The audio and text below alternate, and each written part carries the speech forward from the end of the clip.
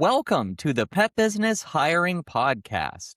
I'm your host, Doug the Dog Guy, and this episode is being posted the week of Christmas. So let me get started by saying Merry Christmas and Happy Holidays. Over the past few weeks, I have been posting episodes every Tuesday where I'm interviewing other pet business owners about how they built their team so that we can learn from their hiring journeys. But for the week of Christmas, I thought we would mix it up a bit and take a break from the interviews to talk a little bit about my own hiring journey within my own pet care business. I know some of you probably already know a bit about my story from my YouTube channel, Doug the Dog Guy, or maybe you're on my email newsletter. On there already, you can head over to my website, dougthedogguy.co, that's .co, and request any of the free downloads to join my email newsletter. But for those of you that don't know,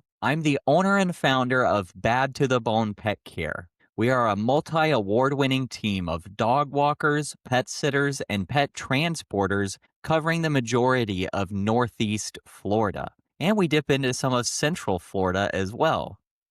And if you've seen any of my content before, you know that I often say that I have learned everything that I know the hard way. I have made every mistake in the book over the years, and I'm still here smiling and happy to talk about it. So if I can get to where I am today, making the mistakes that I have made, I know that you can too. So let's go back to the beginning of my journey as a pet sitter and dog walker and pet business owner. To do that, we have to go back to the summer of 2013. At that point, I was an 18-year-old college student. I had just moved to Jacksonville, Florida, to attend the University of North Florida. And I was working at Target at the time. And my best friend growing up was my Jack Russell named Skip. I've got him tattooed on my arm right here. If you're watching on YouTube, I have a framed picture of him on my bookshelf behind me. If you've ever seen the movie My Dog Skip, that was me and my dog Skip. We did everything together. So when I moved to Jacksonville to go to college, I was just really missing him every day. And I was coming home from work at Target just thinking about how bad I missed Skip and how bad I wanted a dog in my life. But I knew that at that time, as a full-time college student who was also working 30 plus hours a week at Target, I just didn't have the time or the financial resources at that point to have a dog of my own. So one night I found myself on a subreddit called Beer Money. And this guy had posted on there saying that his wife wouldn't let him buy beer. So he started walking his neighbor's dog in exchange for beer money. And I saw that post and thought, damn, if this guy can walk dogs for beer money, why can't I walk dogs to pay my light bill and to pay my rent? And that's exactly how I became a pet sitter and dog walker. I saw that Reddit post and then I immediately got on Microsoft Word and typed up, Doug the Dog Guy, give me $20. I just want to hang out with your dog. I'll do whatever you need me to do. That's literally what my first flyer said. It was made in 30 seconds on Microsoft Word. I printed out as many as I could before I ran out of printer ink. And I just started handing these babies out everywhere that I went, to my coworkers, my classmates, my neighbors.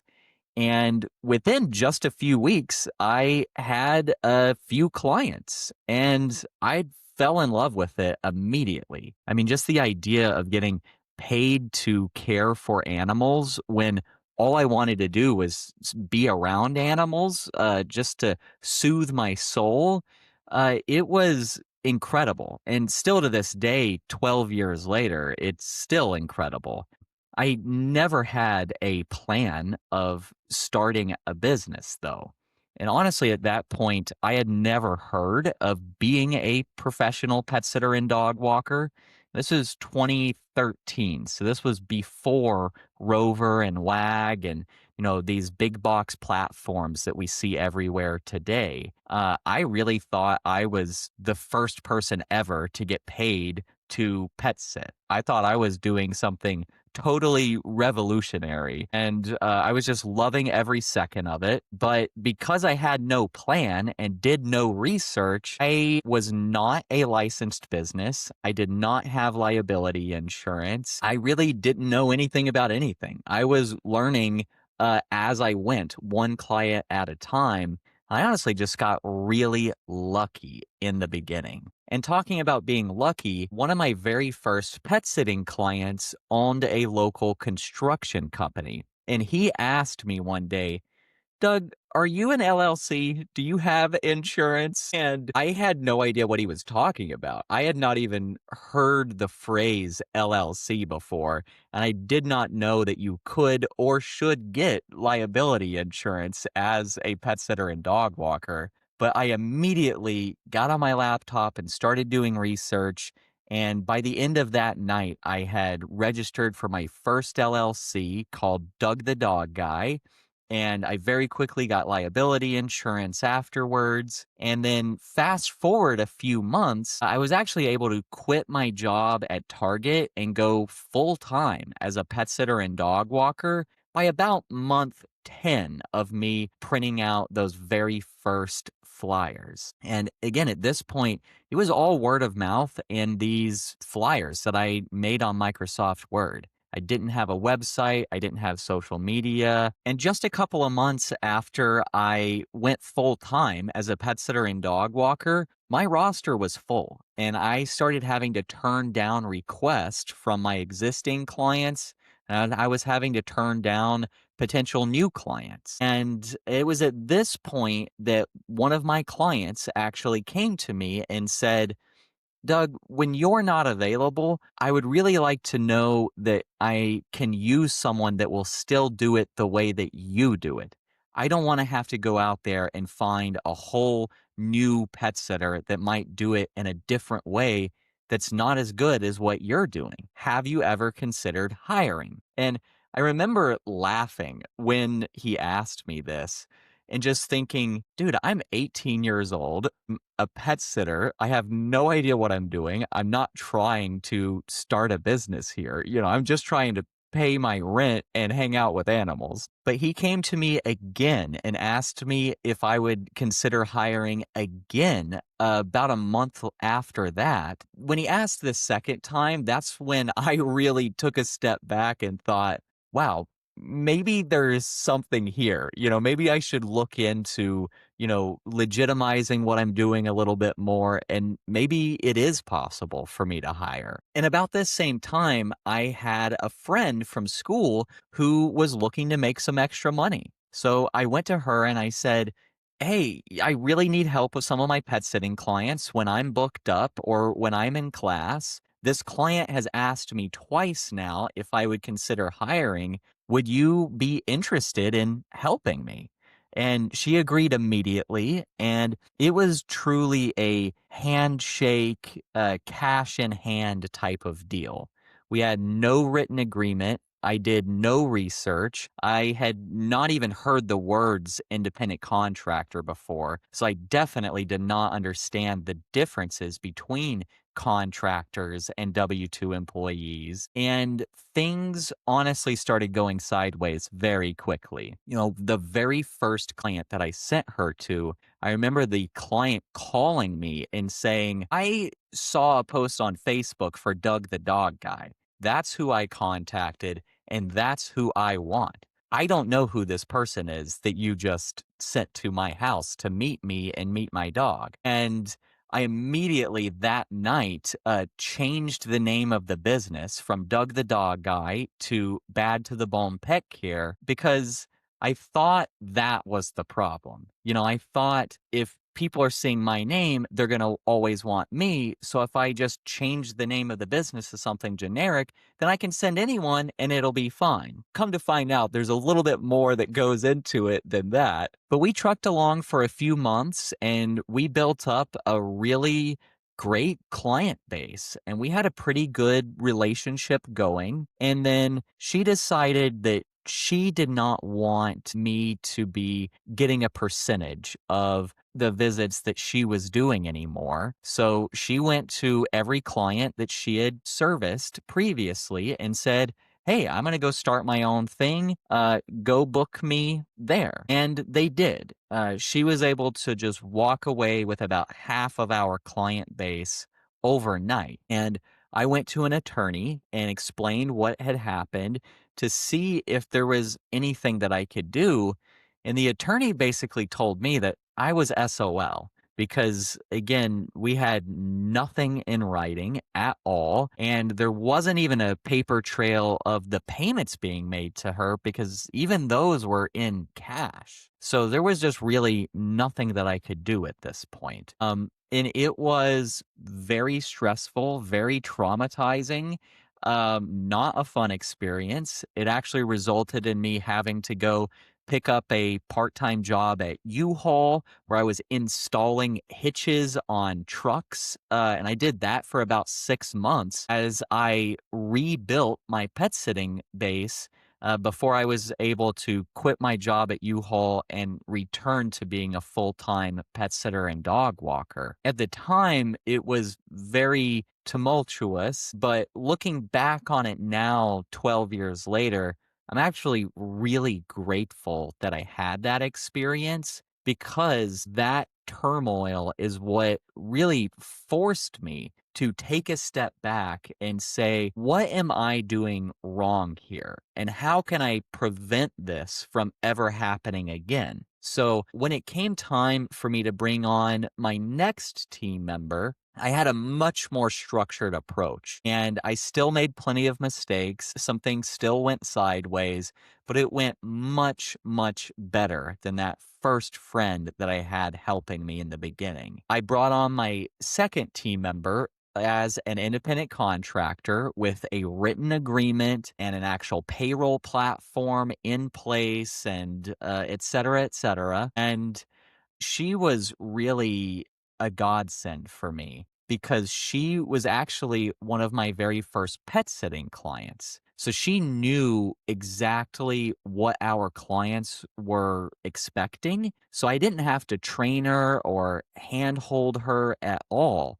You know, she was able to just jump right in and know exactly what needed to be done without much guidance from me. And to make it even better, she actually had a background in human resources. So when her roster became full and we started talking about bringing on another pet sitter to our team, she was able to actually sit me down and say, okay, here is what I know you're doing wrong from my background in human resources. Here are some tweaks that I think we should make before you expand the team anymore. And she was even kind enough to teach me how to interview people because at this point, I had still never interviewed someone. You know, that first person in the beginning was just a friend that I knew from school. And then the second person was a client, and she saw a Facebook post that I had made asking if anyone would be interested in helping with my pet sitting clients. And she called me, and I hired her on the spot without really doing a proper interview because I didn't know how to do one. So she sat me down and said, okay, you know, here's how you write a job ad. Here's where you should post the job ad. Here are some questions that you can ask in interviews. Here are some questions that you cannot ask in interviews. And I really owe her just a huge debt of gratitude. I don't know that I would be where I am today if I wouldn't have had her as my first legitimate independent contractor 11 years ago. So she actually helped me expand the team all the way up to 12 independent contractors over the next year. So I think when we finished our third year in business, I had a team of 12. We were doing roughly $250,000 a year in annual revenue. And it was running fairly smoothly considering how much I was doing wrong. or how many things I was doing that I would not recommend doing today. If you feel stuck in your pet care business, this one is for you. I've worked with over 200 companies in the pet care industry, and this is what I can tell you. If you feel stuck in your business, if you are struggling with burnout, if your net profit is too low, if you're not growing your top line revenue, those changes will not happen by accident. My name is Michelle Klein. I am a coach consultant in the pet care space, and I help team-based companies grow and scale. We have just opened up our doors for enrollment, and we are only taking companies once a year. So if you want to work with Dogco, if you have that on your radar, January 2026 is your chance, and you need to schedule a consultation now. Go to dogcolaunch.com/mastermind to learn more. That being said, I was spending a lot of time doing damage control and putting out fires because, again, I was using independent contractors and they were not trained at all. And we were really not using a team-based approach like I use now. Now in my business, when a client signs up, we tell them, hey, we work all together as a team. So you'll have different team members at each visit, just depending on how we build out the weekly schedule. And you may not meet your actual pet sitter or dog walker. You're just going to meet someone from our management team, and then we'll handle it from there. At that point, though, I was telling clients, this one person will be your pet sitter. And I was really more of a marketing service than anything because clients would come in and then I would pair them with who I thought would be the best fit on my team. And I did the invoicing after that, but I wasn't really involved between the clients and their pet sitter outside of the invoicing once they were onboarded. And again, that just led to a myriad of tough situations that I had to get myself out of on a weekly basis. And that is actually why in my fourth year of business, I actually let my entire team of contractors go and went back to being a solo pet sitter. And this shocked everyone in my life at the time because I had put so much time and effort and energy into ramping up this business, getting up to 12 independent contractors, doing, 200 plus $1,000 in annual revenue.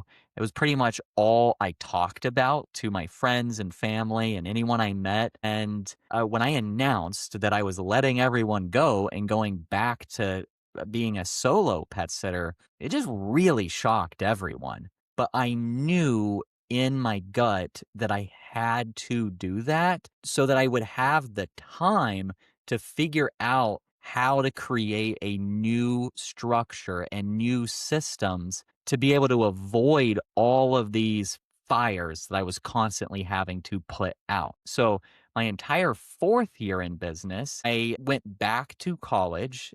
I had dropped out of college sometime within the second year of business so that I could really focus on Bad to the Bone full time. But when I let everybody go, I said, okay, now I actually have the time to go back and finish my degree. So I switched my degree to business management. I was originally going to school to be an airline pilot, believe it or not.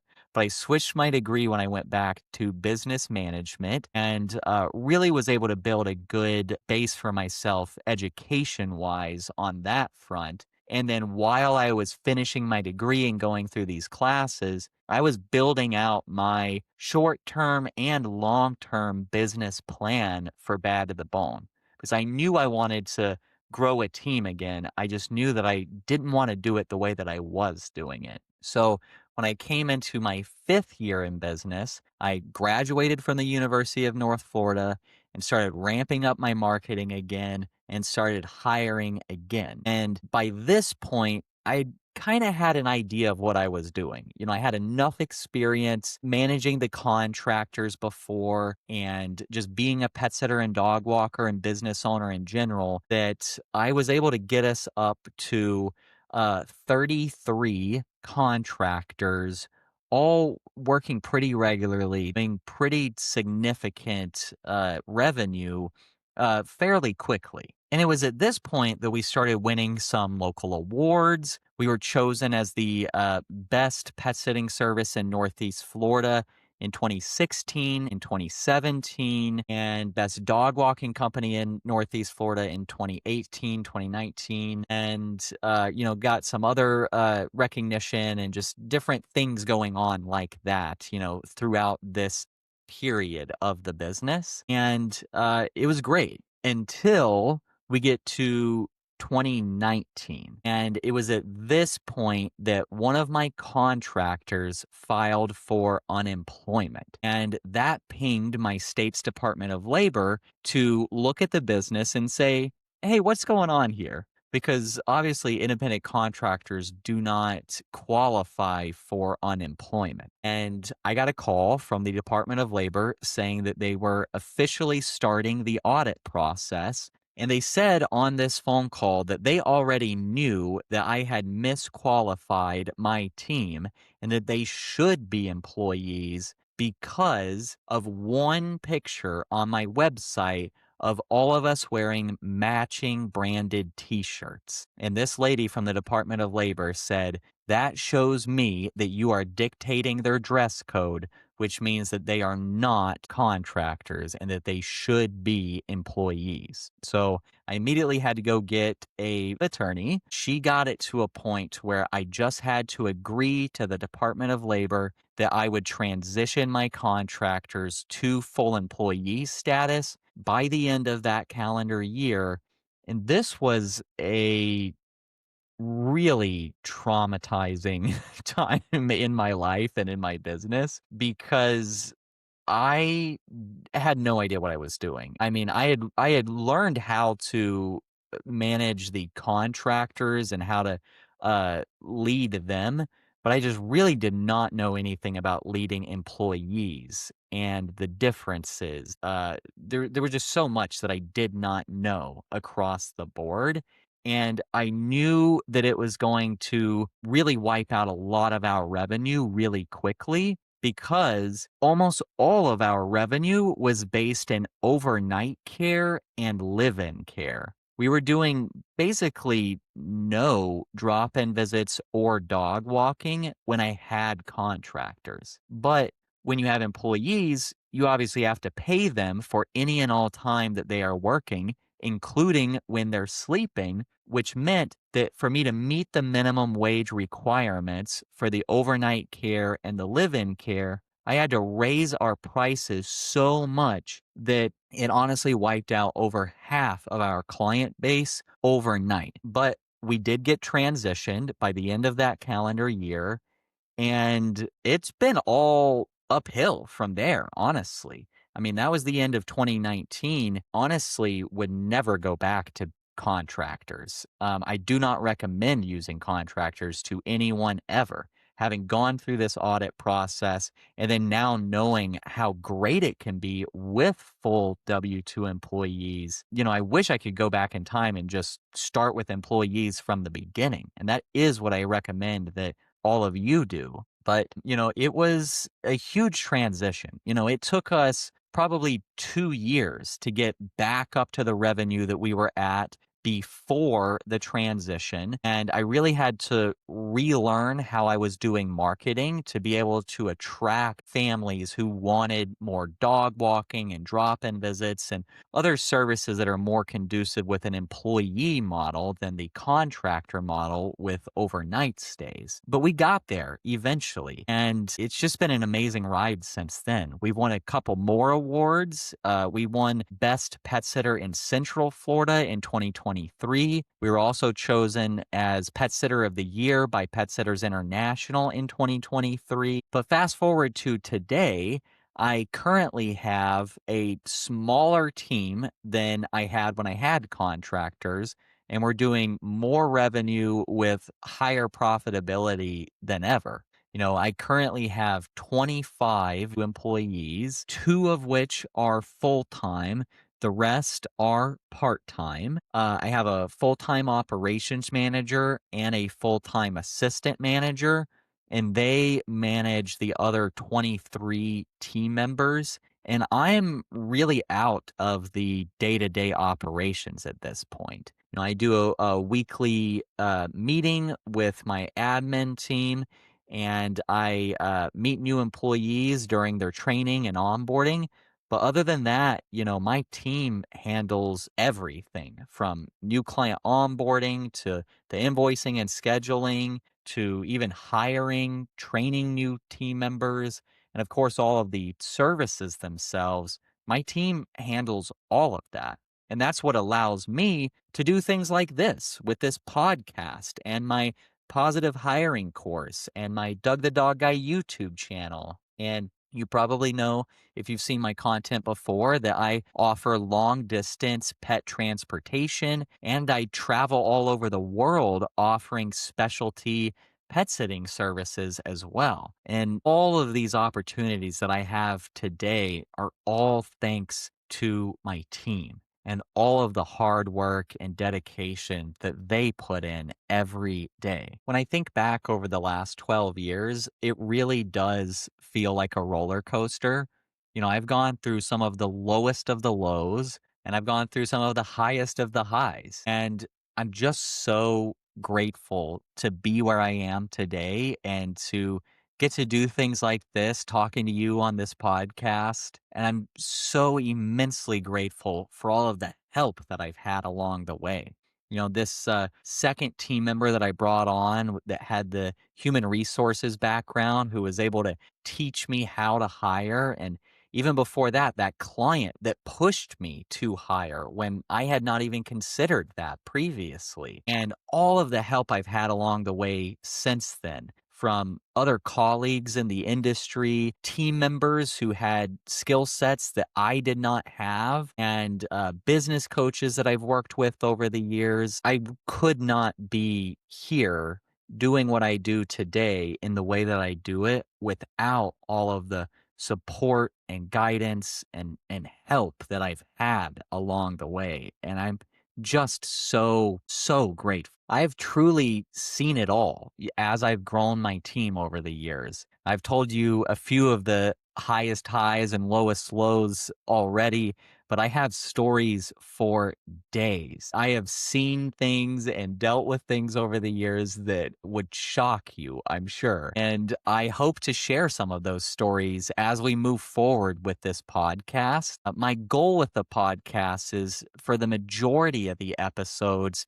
to be interviews with other pet business owners so that we can really all learn and grow and improve together, learning from these other people. But every now and then, I will throw out a solo episode sharing some of my crazy stories and some of the lessons that I've learned along the way. I would really appreciate feedback on the podcast as we move forward. As I do with everything, I am learning as I go with this. So if you have any constructive feedback for me, please shoot me an email at doug@badtothebonepetcare.com. I want this podcast to be beneficial for you and educational and entertaining also. So tell me what you want to see more of. Tell me what you want to see less of. Tell me what I can do. My friend Angie, who owns Dog Days of Summit in Summit County, Colorado, emailed me just a couple days ago and said, I would love for you to do a recap of maybe the 3 things that we should remember from the lesson at the end. And I do intend on making that a part of the episodes as we go forward here. And I love getting feedback like that. That really just helps me make this better for you. And if you're interested in sharing your own hiring story, I would love for you to apply to be a guest on the podcast. If you go to positivehiringacademy.com, there is a link in the podcast section for you to apply to be a guest. And then after you apply, I'll reach out via email so that we can discuss the details and get your interview scheduled.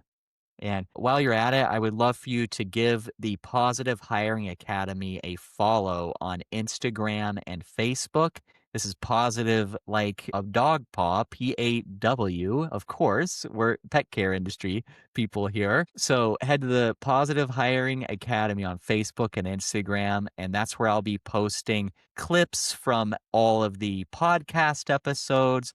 I'll be posting updates about the hiring course, as well as some just free hiring tips and tricks along the way as well. So I appreciate you so much taking the time to listen to my new podcast here and listen to my hiring journey. I hope that you walk away from this episode hearing my story with the feeling that you can do this. You will make mistakes and it is okay. If I can sit where I am today, having made the mistakes that I have made over the years, having gone through this audit process and gone through that team member walking away with half our client base and letting all of my contractors go and going back to solo and all these different ups and downs that I've had over the years, if I can go through all that and be here, so can you. It's okay. You just have to put one foot in front of the other and keep moving forward and keep a positive mindset and don't be afraid to ask for help when you need it. And you've got this. And just know that whether you enroll in the hiring course or not, or whether you sign up for private coaching with me or not, either way, I am rooting for you and I wish nothing but the best for you. So with that, my name's Doug the Dog Guy, and I'm reminding you to stay positive.